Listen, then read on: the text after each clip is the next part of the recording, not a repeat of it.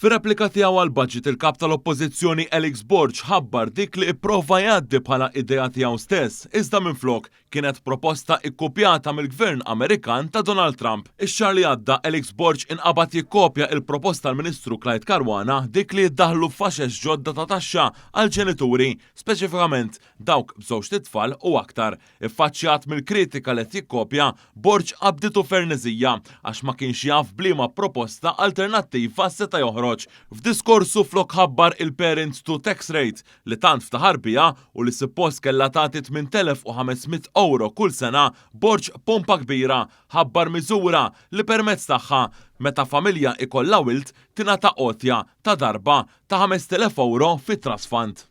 U isimgħuha din, isimgħuha.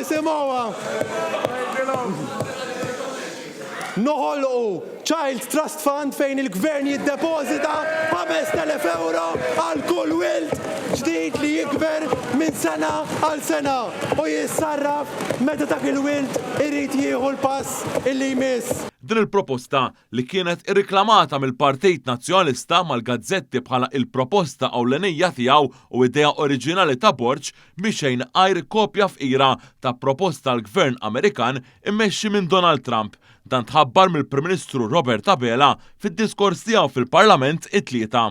Il-proposta ta' Child Trust Fund hija kopja identika tal-miżura li daħħal il-Gvern Amerikan fl-4 ta' Lulju li għadda permezz tal-One Big Beautiful Bill li se nkun qiegħed impoġġi kopja tiegħu fuq il-mejda tal-Kamra flimkien mal-website li ċitajt aktar qabel. Qed impoġġi fuq il-mejda tal-Kamra artikli tal-ABC News kif ukoll policy document tal-Council of Economic Advisors tal-White House u nispera almenu li l-President Donald Trump tal-li sraqtlu l-idea għalmenu tħallaslu il-copyright jew ittieħ il-mertu. U ħantik parir ieħor l-għalbieraħ semmejt it-ton. L-għalbieraħ semmejt it-ton mal-ħobs. Il-ħuta li segwi l-oħra taf xiġrilu xek. Tispiċċa fl-istess xibka. U waqgħod attent lil min qiegħed tafda biex itik il-pariri għax ġo ħajt qed idaħlu. Diversi analisti finanzjarji Amerikani xejn huma konvinti li l-miżura ta' Trump se tgħin lill-familji. Xi ħud anke nnutaw li jeżistu mezzi finanzjarji ferm aktar effettivi biex l-ulied ikollhom fondi biżżejjed sakemm jilħqu l-età ta' 18-il sena.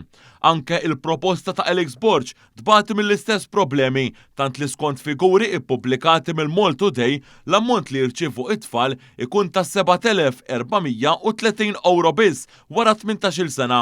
B'kuntrast, bit-tax cut li l-ġenituri imħabbra fil-budget tal-Gvern Laburista, familja tmur minn fuq b'aktar minn €250,000 jew kważi 35 darba aktar fuq medda ta' 25 sena.